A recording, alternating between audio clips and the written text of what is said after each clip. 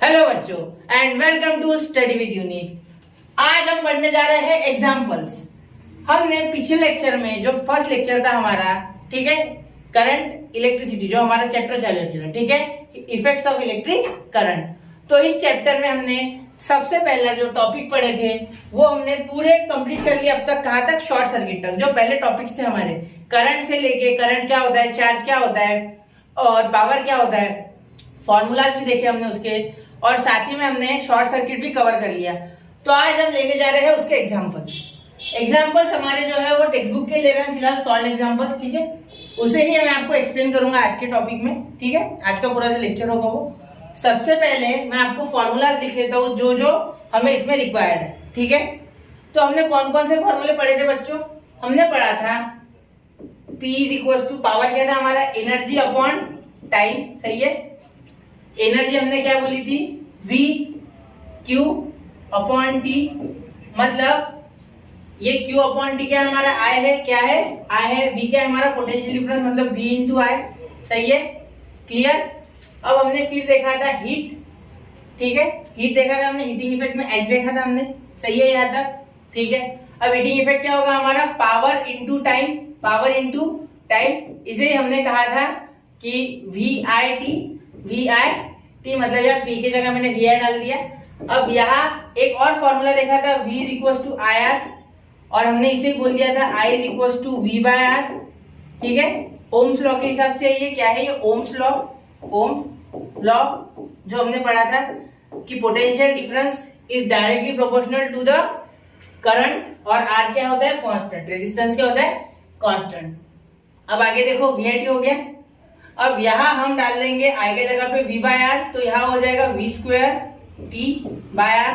कैसे, देखो यहाँ क्या हो गया, मैंने I की जगह पे V बाय R डाल दिया, तो ये V और ये भी मल्टीप्लाई हो गया, तो ये फॉर्मूला बन गया, ठीक है। अब यहाँ और हम क्या कर सकते हैं यहाँ, ठीक है, इतने ही बस है हमें, ठीक है, बाद में देख लेंगे हम, और कोई काम पड़ा फॉर्मूले का तो लिख लेंगे, ठीक है। अब यहाँ तक क्लियर हो चुका है पूरा, कोई इश्यू। और यहाँ भी देखो, यहाँ भी I के जगह हम V बाय R डाल सकते हैं, तो यहाँ V into V by R, मतलब V into V square upon R। ये मतलब इतने फॉर्मूले हो गए हमारे पावर के टोटल, और ये हो गए हमारे हीटिंग इफेक्ट के, ठीक है। यहाँ और लिखना चाहे तो लिख सकते, बना सकते हम, ठीक है। तो सबसे पहला जो क्वेश्चन है वो क्या है, देखो, a 6 metre long wire made from an alloy, मतलब एलॉय से एक 6 मीटर लॉन्ग वायर बनाया हमने, ठीक है। उस 6 मीटर लॉन्ग वायर को क्या किया हमने, alloy nichrome is shaped into coil में बना दिया, और रेजिस्टेंस कितना था कॉइल का, 22 ओम, कितना था, 22 ohm. Can we get more heat if the wire is cut into half of its original length, मतलब क्या हम ज्यादा हीट बना सकते हैं अगर ओरिजिनल लेंथ के आधा कर दे, and shape into a coil, मतलब आधा कर दे उस वायर को और कॉइल में शेप कर दे। For getting energy the two ends of the wire are connected to the source with the potential difference of 220 volt. कितना है पोटेंशियल डिफरेंस, 220 वोल्ट। तो रेजिस्टेंस देखो, रेजिस्टेंस 22 ओम है और पोटेंशियल डिफरेंस हमारा है 220 वोल्ट, ठीक है। अब देखो कॉइल ऑफ होल वायर, मतलब पूरा कितना है, 22 ओम, 22 ओम, ठीक है। और साथ ही में हमारा जो V है वो भी है 220 है, ठीक है। अब रेजिस्टेंस घट जाएगा जब वायर आधा होगा। देखो रेजिस्टेंस पूरे वायर का, अगर सपोज मैं वायर को बोल दूं AB और ये बीच में C पॉइंट मिड में ले लूं, तो ये पूरे वायर का 22 ओम था, तो आधा हो गया, तो रेजिस्टेंस कम हो जाएगा, क्योंकि रेजिस्टेंस का फॉर्मूला हमने पढ़ा है पिछले साल, R is equal to rho L by A यानी cross section of wire, L यानी लेंथ, और रो यानी रेजिस्टिविटी, जो कि प्रॉपर्टी होती है हमारे किसी भी तरीके के एक वायर के, जो मेटल होता है, मतलब जो मटेरियल होता है वायर का, या जो भी मेटल होता है, जो भी एलिमेंट होता है, जो भी आप बोलो, ठीक है, जिससे वो वायर बना हुआ है, उस एलिमेंट की जो प्रॉपर्टी होती है वो होती है रेजिस्टिविटी। ये कभी भी चेंज नहीं होती। रेजिस्टेंस हम लेंथ या एरिया अगर बदले तो चेंज कर सकते, लेकिन रेजिस्टिविटी वो उसकी बेसिक प्रॉपर्टी होती है, फंडामेंटल प्रॉपर्टी होती है, वो चेंज नहीं होती है, ठीक है। अब अगर हाफ हो गया लेंथ, तो यहाँ रेजिस्टेंस जो है 22 था वो क्या हो गया, 11 हो गया। क्यों?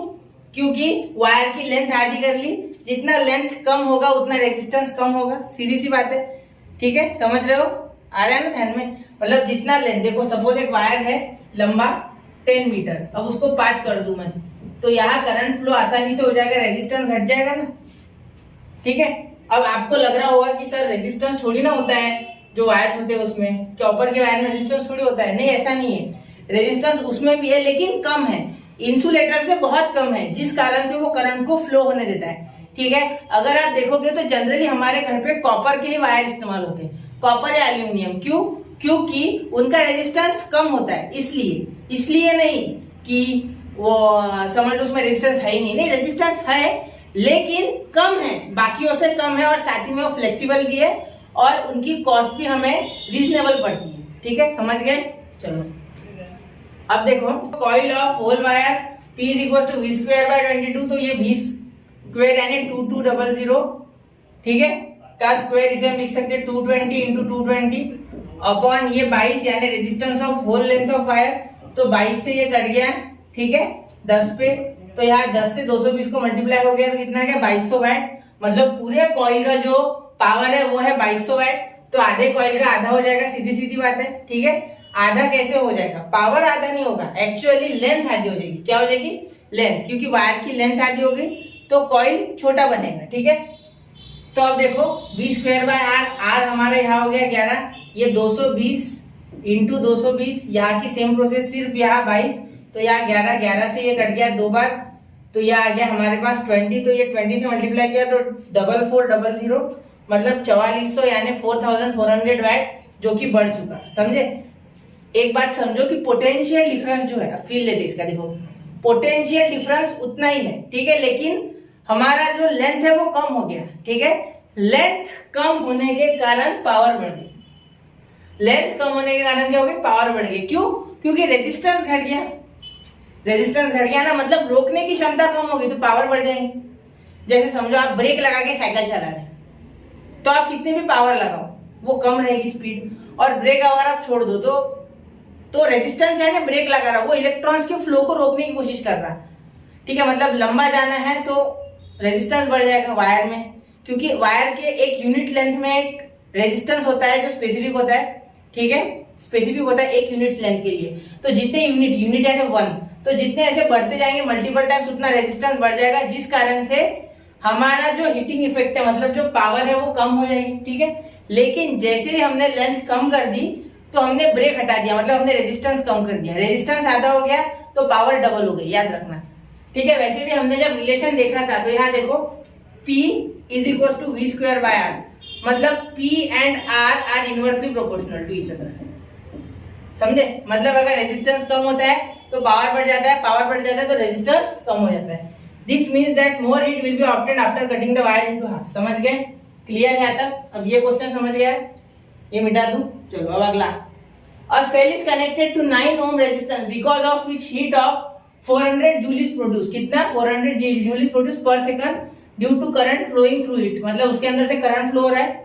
ठीक है, obtain the potential difference applied across the resistance.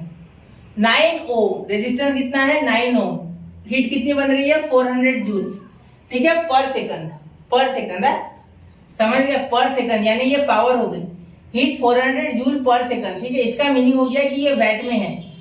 ठीक है, जूल पर सेकंड यानी वैट, देखो मैंने आपको बताया था ना, जूल पर सेकंड यानी वैट। ठीक है, इसलिए यहाँ देखो हमने इसे पावर ले लिया, पावर वैट में होती है तो 400 जूल पर सेकंड। अब देखो ये पावर हो गई हमारी।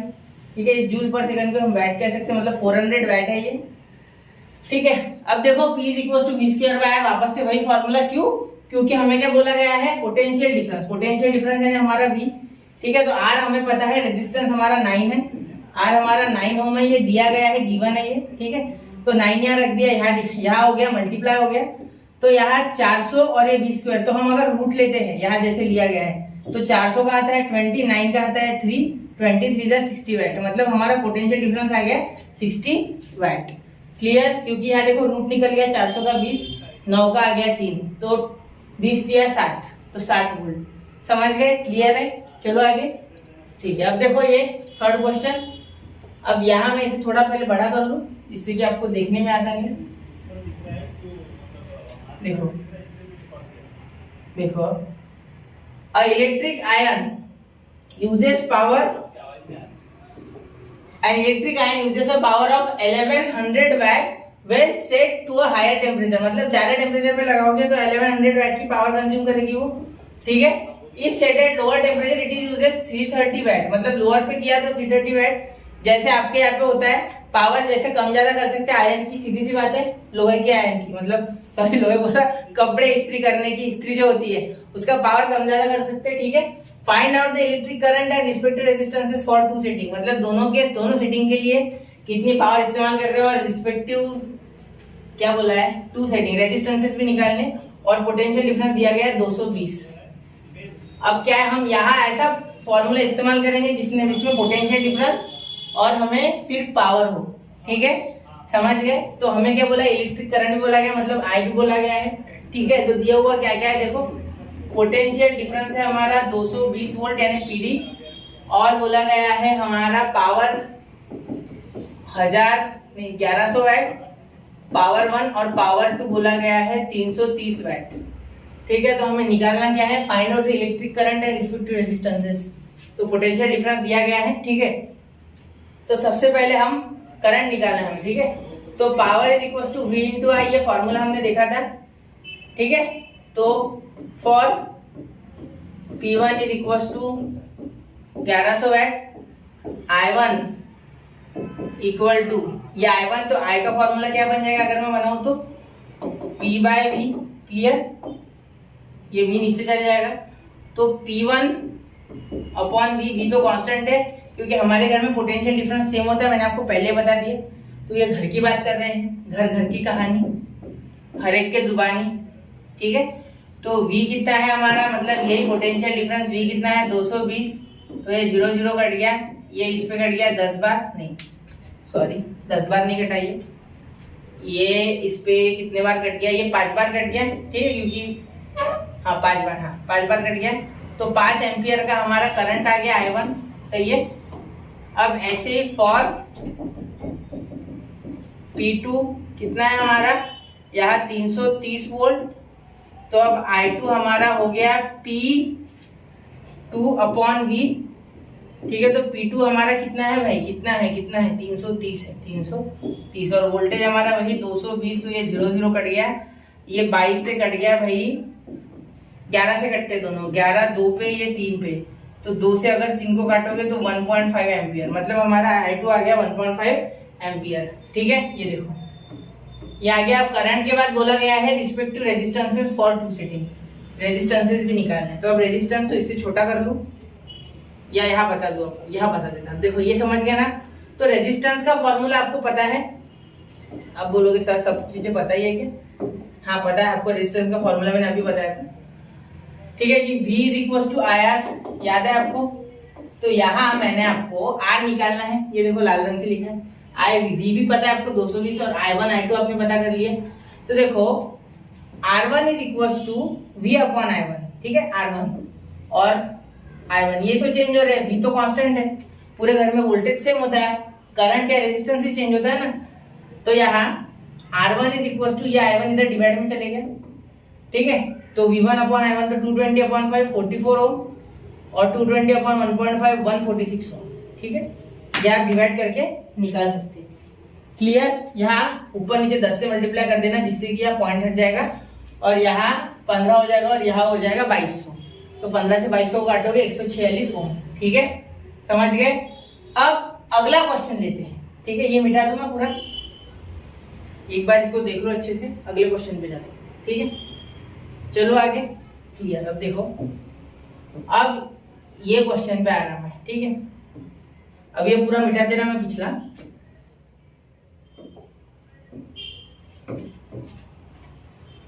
अब ये क्वेश्चन अगर आप देखोगे तो ये देखो, जनरली क्वेश्चन है ना यहाँ से पूछे जाते हैं बोर्ड में, मतलब शॉर्ट एग्जाम्पल बहुत बार देखे हैं मैंने, बोर्ड के एग्जाम्स में होते हैं, ठीक है, और स्कूल के एग्जाम्स में भी आते हैं आपके। देखो, an electric tungsten bulb, tungsten bulb जो आपके होता है ना होम, सादा वाला home bulb, into home circuit, home bulb यानी Diwali bulb, the home electric supply runs at 220 volt potential difference when switched on a current of 0.45 ampere flows through the bulb. What must be the power wattage of the bulb if it is kept on for 10 hours? 10 hours में कितना खाएगा वो power, सीधी सी बात है। तो कितना unit खत्म करेगा, ठीक है। पहले तो पावर निकाल लेते हैं, ठीक है। तो पावर का फॉर्मूला मुझे आई के फॉर्म में पता है कि V इंटू आई है, सही है। अभी देखा था, ये देखो V potential difference into current, और पोटेंशियल डिफरेंस भी दिया गया है और करंट भी दिया गया है, ठीक है। ये तो मुझे पता है ऑलरेडी, तो ये मैं लिख सकता हूँ, ये देखो पोटेंशियल डिफरेंस और करंट। तो यहाँ लिख लूंगा मैं 220 इंटू 0.45, ठीक है। तो अब अगर इसमें मल्टीप्लाई करोगे तो यहाँ हो जाएगा 220 इंटू 4.5, क्लियर है, जीरो से ये कट गया, ये पॉइंट हट गया ना जीरो से, ठीक है। तो अब इसे मल्टीप्लाई करोगे तो अब आपका आएगा 99 वैट, ठीक है। ये जीरो कैसे आ गया, अरे भाई ये जीरो हो गया, ये जीरो यहाँ खत्म हो गया इसके साथ। तो 22 इंटू 4.5, तो अब 22 को 4.5 से मल्टीप्लाई कर लो आप, तो आपका आंसर आ जाएगा 99 वैट। मल्टीप्लाई कर सकोगे ना, एक्चुअली ये 990 होता है, तो यहाँ एक पॉइंट इसलिए पॉइंट आ गया, ठीक, समझ गए। पॉइंट के कारण पॉइंट, ये आपको आता है पॉइंट का मल्टीप्लीकेशन, ठीक है। अब क्या बोला गया है, कितना ये 10 घंटे में खाएगा। अब 1 घंटे में 99 वैट खा रहा होगा, ठीक है, तो 10 घंटे में कितना खाएगा। अब मुझे कैसे पता 1 घंटे में 99 खाता है, क्योंकि 99 वैट का ये कंपनी देते समय 1 घंटे का हिसाब देते, समझ गए। तो 99 वैट पावर इसकी है, 99 वैट, समझ गए। कंपनी देते समय उसी हिसाब से देती है, ठीक है, पावर रेटिंग वगैरह। अब देखो 1 घंटे में अगर ये खा रहा है 99 वैट, तो 10 घंटे में कितना खाएगा, ठीक है। तो अब देखो इन 10 आवर्स मतलब 10 घंटे में 99 इंटू 10 990 वैट आर, वैट पर आर, वैट आर, ठीक है, पर नहीं वैट आर। अब अगर इसे हम किलोवाट आर में करेंगे तो 990 अपॉन 1000, क्योंकि 1 watt is equal to, sorry 1000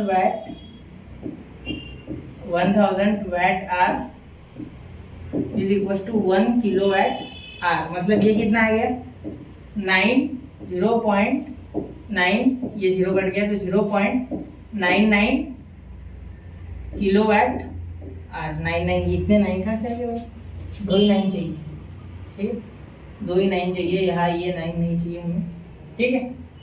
तो ये हो गया किलोवाट आर, 0.99 किलोवाट आर, ठीक है। क्यों, क्योंकि 1 watt hour is equal to 1 kilowatt hour. तो 0.99 किलोवाट आर खाएगा ये, मतलब 1 यूनिट के आसपास खाएगा ये। How many units of electricity, तो 1 यूनिट के आसपास, 1 यूनिट को 0.1 कम, ठीक है, क्लियर। तो यहाँ हमने ये क्वेश्चन ले लिया, ठीक है। अब आगे है बच्चों magnetic effect of electric current. तो magnetic effect of electric current हम अगले लेक्चर से स्टार्ट करेंगे। इसमें हमने एग्जांपल्स करवाए आपको, जिसके कारण एग्जांपल्स में बहुत से बच्चे कमजोर होते हैं, तो उन्हें वो डिफिकल्टी ना जाए। फॉर्मूला कैसे लगाया जाता है, किस तरीके से एग्जांपल्स किए जाते हैं, और फिजिक्स के एग्जांपल्स आने ही चाहिए, क्योंकि फ्यूचर में फिजिक्स के एग्जांपल करनी होगी, साइंस लोगे तो चलिए मिलते हैं अगले लेक्चर में मैग्नेटिक इफेक्ट के साथ। तब तक के लिए जय हिंद, जय भारत।